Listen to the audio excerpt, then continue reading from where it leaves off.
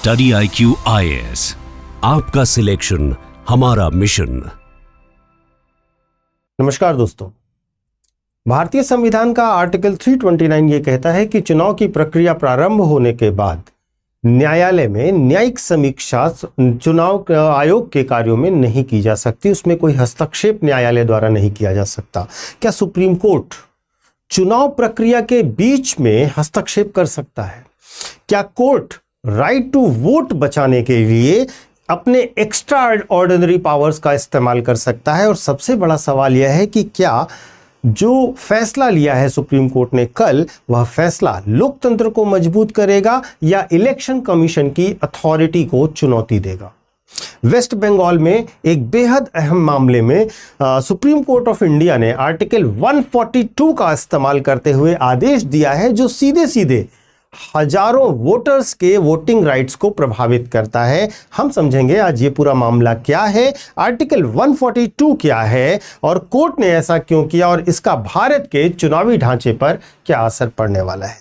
तो सबसे पहले वेस्ट बंगाल में जो स्पेशल इंटेंसिव रिवीजन यानी कि वोटर वेरिफिकेशन और इंक्लूजन एक्सक्लूजन प्रोसेस के नाम पर वोटर्स के नाम, कई वोटर्स के नाम, लाखों वोटर्स के नाम इलेक्टोरल रोल से हटा दिए गए थे। इनमें से कई ने अपील की और मामला गया ट्रिब्यूनल्स के पास में। अब समस्या यह थी कि चुनाव के नोटिफिकेशंस जारी हो चुके हैं, अपील अभी भी पेंडिंग है और अगर फैसला ट्रिब्यूनल का देर से आता है तो ये लोग वोट नहीं डाल पाएंगे। यानी कि एक तरीके का व्यवहारिक समस्या, प्रैक्टिकल क्राइसिस बन गया था। Justice delayed means rights denied भी होता है।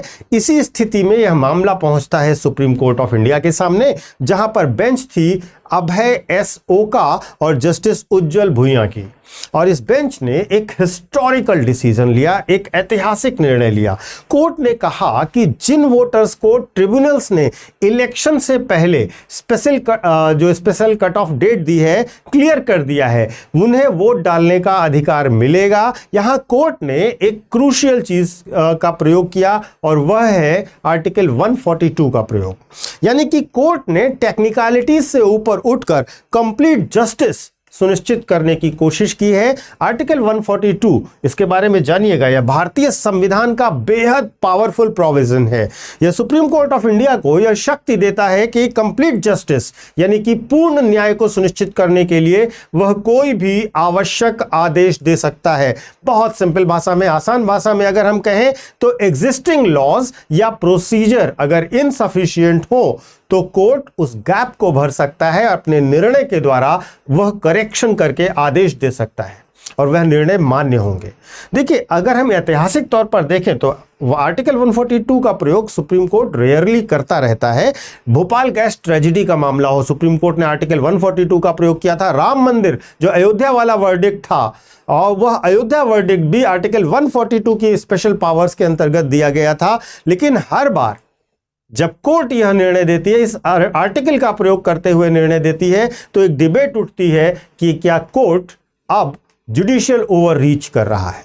अगर हम संवैधानिक नजरिए से देखें तो यहां पर एक डिबेट है सबसे पहला कि इस निर्णय से क्या डेमोक्रेसी स्ट्रेंथन होगी, क्या लोकतंत्र मजबूत होगा। यह फैसला कहता है कि वोटिंग केवल एक स्टैट्यूटरी राइट नहीं है, बल्कि डेमोक्रेटिक पार्टिसिपेशन का कोर है।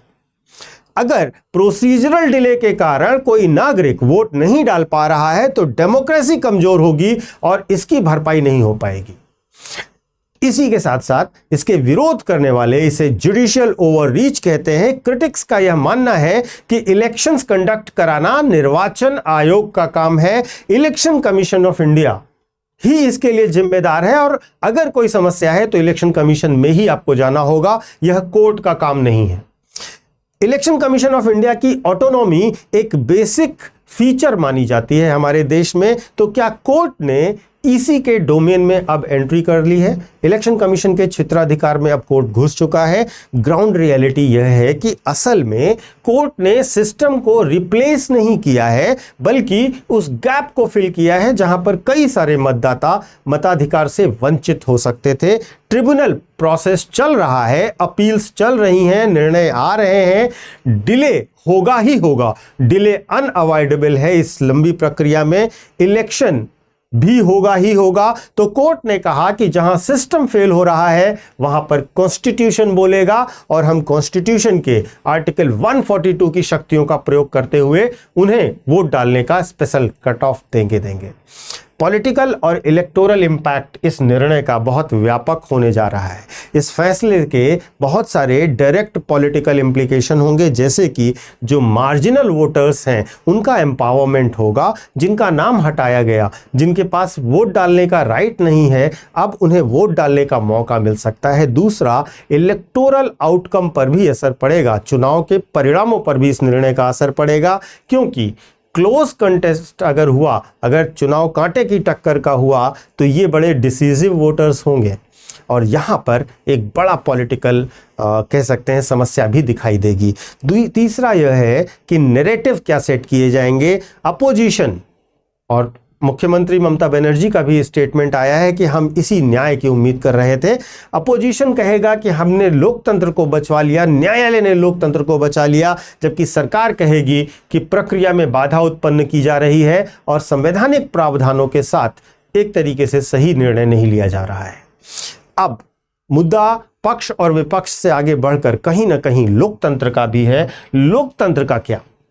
यह केस सिर्फ बंगाल का नहीं है, यह एक प्रकार का फंडामेंटल सवाल भी उठाता है कि क्या भारत में राइट टू वोट को फंडामेंटल राइट बना दिया जाना चाहिए। अभी यह स्टैट्यूटरी राइट है, यानी कि एक विधिक अधिकार है, लेकिन कोर्ट की रीजनिंग से लगता है कि धीरे धीरे उसकी कॉन्स्टिट्यूशनल इंपॉर्टेंस कोर्ट बढ़ा रहा है और उसे लोगों को यह समझाने का प्रयास कर रहा है कि इसे आप छीन नहीं सकते हैं। अगर हम यूपीएससी के एग्जाम के पर्सपेक्टिव से देखें तो यह टॉपिक बहुत महत्वपूर्ण है।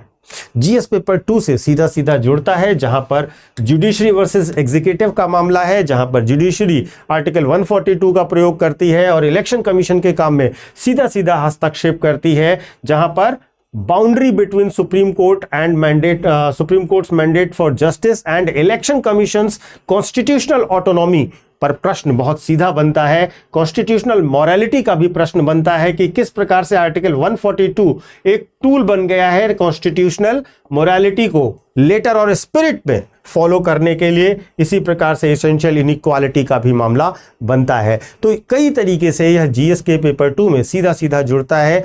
अब आते हैं फाइनल सेक्शन में, जहां पर फाइनली सवाल वही है कि क्या सुप्रीम कोर्ट ने डेमोक्रेसी को मजबूत किया है या फिर एक ऐसा प्रेसिडेंट सेट कर दिया है जहां फ्यूचर में इंस्टीट्यूशनल कॉन्फ्लिक्ट्स और बढ़ेंगे।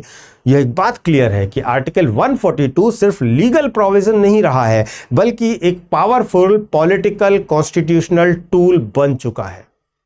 अब देखना यह है कि किस प्रकार से सरकार इसे लेती है, किस प्रकार से इलेक्शन कमीशन इसे लेता है और किस प्रकार से विपक्ष इसे लेता है। यद्यपि विपक्ष में खुशी की लहर दिख रही है।